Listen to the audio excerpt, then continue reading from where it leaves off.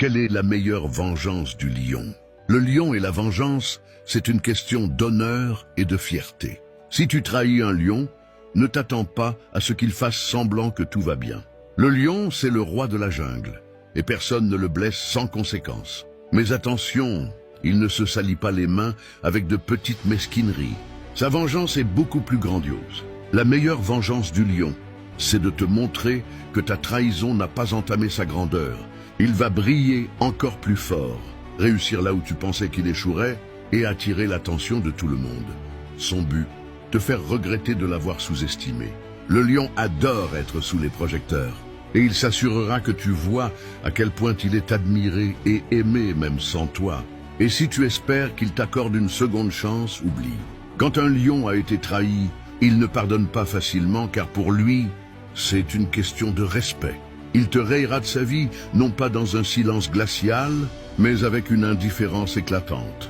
Tu auras l'impression de ne jamais avoir compté, et ça, c'est son arme la plus puissante. Mais là où le lion excelle, c'est dans sa capacité à transformer sa douleur en force. Il se relève toujours, plus fier, plus fort et surtout plus inaccessible.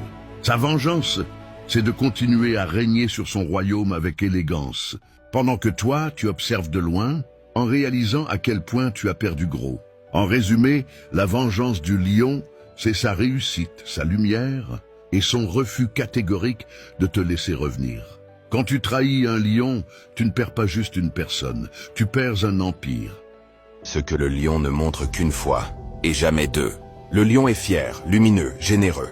Il donne avec le cœur, il agit avec intensité, et il protège ce qu'il aime avec force. Mais certaines choses, s'il les offre une fois et qu'on ne les respecte pas, il ne les offrira plus jamais. Il montre ses insécurités une seule fois. Il garde la tête haute. Mais s'il admet qu'il ne se sent pas à la hauteur, c'est qu'il a confiance. Si cette fragilité est ignorée ou utilisée contre lui, il la cache à vie. Il accepte l'ombre une seule fois. Il peut se mettre en retrait pour laisser briller l'autre. Mais si on oublie qui il est, il se rappelle à lui-même qu'il ne mérite pas la deuxième place. Il baisse le ton une seule fois. Le lion parle fort, vit fort, mais il peut faire l'effort de tempérer, d'adapter son feu. Si on le fait se sentir de trop malgré ça, il ne retiendra plus rien.